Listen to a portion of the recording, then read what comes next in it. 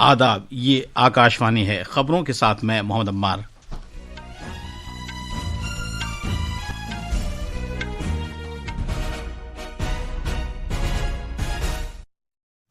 Parliament کا موسم سرما کا اجلاس شروع ہو گیا ہے۔ وزیر اعظم نریندر مودی نے کہا ہے کہ محض ایک رسم نہیں بلکہ اس سے بھارت کو ترقی کی سمت لے جانے کی کوششوں کو تقویت ملے گی۔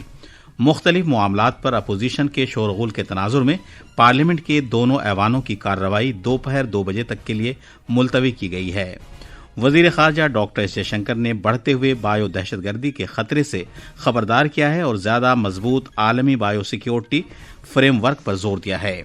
این پی سی آئی کی جانب سے جاری کی گئی رپورٹ کے مطابق نومبر کے مہینے میں یو پی آئی لین دین میں 32% کا اضافہ ہوا۔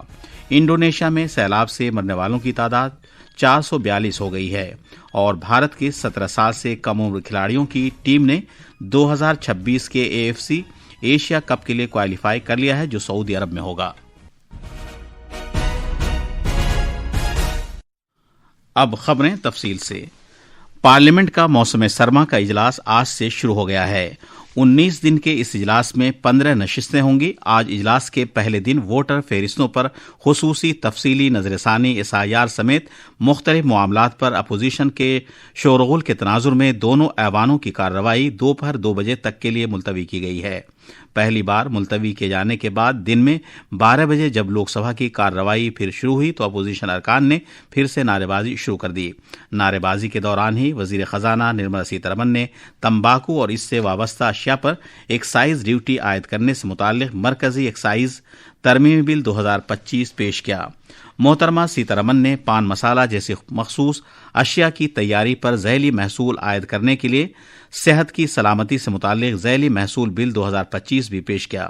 وزیر موصوف نے منی پور کے اشیاء اور خدمات ٹیکس ایکٹ 2017 میں ترمیم کے لیے منی پور GST دوسرا ترمیمی بل 2025 بھی پیش کیا۔ ایوان نے جن وشواس دفعات کے ترمیمی بل 2025 کے بارے میں چیدہ کمیٹی کی رپورٹ پیش کرنے کے لیے وقت کی حد موسم سرما کے اجلاس کے دوسرے ہفتے کے آخری دن تک بڑھا دی ہے۔ آج دن میں 11 بجے جب لوک سبھا کی کارروائی شروع ہوئی تو اسپیکر اوم برلا نے Dharmendra, colonel retired Sonaram Choudhary, professor Vijay Kumar Malhotra اور روی نائک کے انتقال پر تعزیتی پیغام اور خراج عقیدت پیش کیا۔ ایوان نے ان کی یاد میں کچھ دیر کے لیے خاموشی اختیار کی۔ ادھر راجیہ سبھا میں چیئرمین CP رادھا کرشنن نے پہلی بار ایوان کی کارروائی کی صدارت کی۔ ان کا خیر مقدم کرتے ہوئے وزیر اعظم نریندر مودی نے کہا کہ جناب رادھا کرشنن کے ایک عام پس منظر سے نائب صدر کے عہدے تک پہنچنے سے ملک کی جمہوریت کی حقیقی طاقت کی عکاسی ہوتی ہے۔ جناب مودی نے کہا کہ ارکان کے لیے ان کا خیر مقدم کرنا ایک فخریہ لمحہ ہے۔ جناب مودی نے کہا کہ ان کی رہنمائی میں ایوان مختلف معاملات پر بحث کرے گا اور آگے بڑھنے کے لیے اہم فیصلے کرے گا۔ ادھر اپوزیشن کے لیڈر ملکارجن کھڑگے نے چیئرمین کا خیر مقدم کرتے ہوئے یہ اعتماد ظاہر کیا کہ جناب رادھا کرشنن غیر جانبدار رہیں گے اور اپوزیشن اور حکمراں اتحاد کے ارکان کے ساتھ ایک جیسا برتاؤ کریں گے۔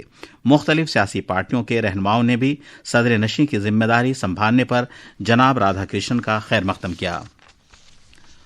وزیر اعظم نریندر مودی نے کہا ہے کہ پارلیمنٹ کا موسم سرما کا اجلاس محض ایک رسم نہیں بلکہ اس سے بھارت کو ترقی کی سمت لے جانے کی کوششوں کو تقویت ملے گی۔ موسم سرما کے اجلاس سے قبل میڈیا سے خطاب کرتے ہوئے جناب مودی نے کہا کہ اقتصادی اعتبار سے بھارت کی ترقی آج نمایاں بلندیوں پر پہنچ رہی ہے۔ وزیر اعظم نے کہا کہ اس رفتار سے ایک ترقی یافتہ ملک بننے کے راستے پر آگے بڑھنے کے لیے بھارت کے اعتماد کا اعادہ ہوتا ہے۔ جناب مودی نے یہ بھی کہا کہ بھارت نے یہ ثابت کر دیا ہے کہ جمہوریت کتنی اہمیت کی حامل ہے۔ وزیر اعظم نے سبھی پارٹیوں سے زور دے کر کہا کہ شکست سے پیدا بوکھلاہٹ کی وجہ سے موسم سرما کا اجلاس لڑائی کا میدان نہیں بننا چاہیے اور نہ ہی اسے جیت سے پیدا ہونے والے غرور کا مرکز بننا چاہیے۔ جناب مودی نے کہا کہ ہو سکتا ہے منفی سوچ سے سیاست میں کچھ فائدہ ہوتا ہو لیکن ملک کی تعمیر کے لیے مثبت انداز فکر کی ضرورت ہوتی ہے۔ وزیر اعظم نے کہا کہ ارکان کو نوجوان ممبران پارلیمنٹ کی نئی نسل کو موقع دینے چاہیے۔ شیتکالین ستر یہ صرف کوئی ریچول نہیں ہے، راष्ट्र کو प्रगति की ओर तेज गति से ले जाने के जो प्रयास चल रहे हैं उसमें ऊर्जा भरने का काम ये शीतकालीन सत्र भी करेगा, ऐसा मेरा पूरा विश्वास है। صدر جمہوریہ द्रौपदी मुर्मू ने कहा है कि भारत न सिर्फ इक्तिसादी खुद मुख्तारी की राह पर गामजन है बल्कि आलमी सतह पर अपने इक्तिसादी रोल को वुसअत देने की तरफ भी बढ़ रहा है। उन्होंने ये बात आज नई दिल्ली में footwear design and development institute FDDI के कन्वोकेशन तकरीब से खिताब करते हुए कही। सदर जमहूरिया ने कहा कि फुटवेयर सनत मुल्क की मईशत को मजबूत करने में अहम किरदार अदा कर रही है। फुटवेयर सनत की बरामदात माली बरस 2024-25 में $2,500 मिलियन से ज्यादा रही। उन्होंने ग्रेजुएट्स को मुबारकबाद देते हुए कहा कि महारत याफ्ता नौजवानों की नई नस्ल विकसित भारत 2047 के ख्वाब को पूरा करेगी।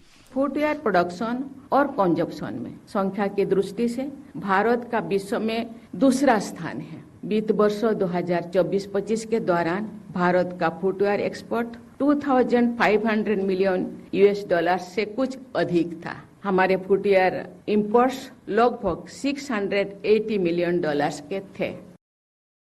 ये खबरें आकाशवाणी से नश्र की जा रही हैं। वजीर खारजा डॉक्टर जयशंकर ने बायो सिक्योरिटी को मुस्तहकम बनाने और जरासीमी हथियारों की रोकथाम से मुतालिक कन्वेंशन को मजबूत बनाने की खातिर फौरी आलमी इस्लाहात की जरूरत को उजागर की है। वजीर खारजा ने आज नई दिल्ली में जरासीमी हथियारों की रोकथाम से मुतालिक कन्वेंशन के 50 साल पूरे होने से मुतालिक कॉन्फ्रेंस से खिताब करते हुए ये बात कही, जिसका मौजू था आलमी खित्ते जुनूब के लिए बायो सिक्योरिटी को मुस्तहकम करना।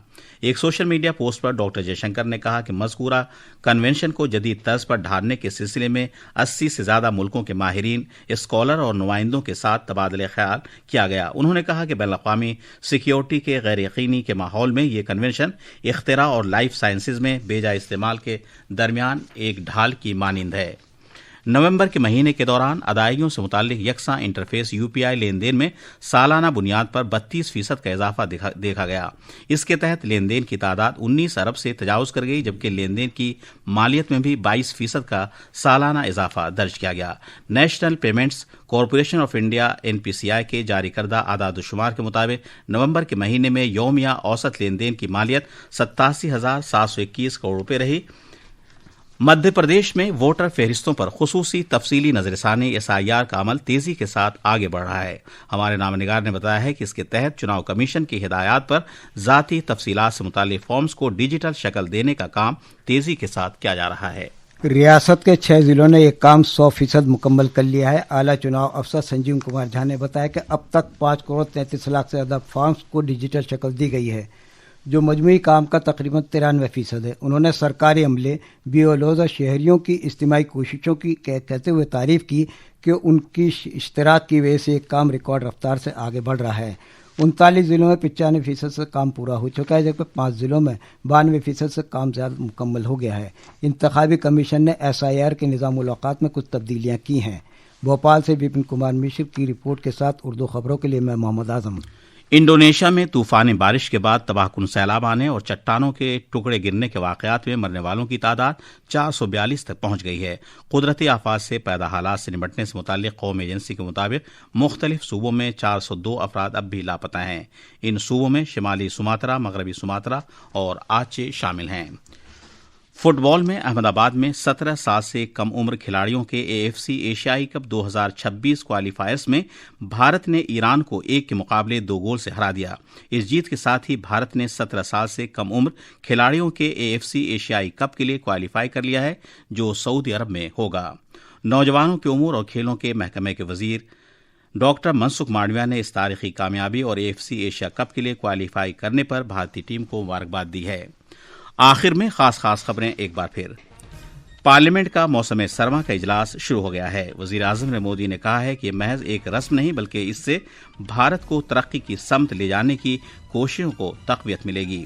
वजीर खारजा डॉक्टर जयशंकर ने बढ़ते हुए बायो दहशतगर्दी के खतरे से खबरदार किया है और ज्यादा मजबूत आलमी बायो सिक्योरिटी फ्रेमवर्क पर जोर दिया है। NPCI की जानिब से जारी की गई रिपोर्ट के मुताबिक नवंबर के महीने में UPI लेन देन में 32% का इजाफा हुआ।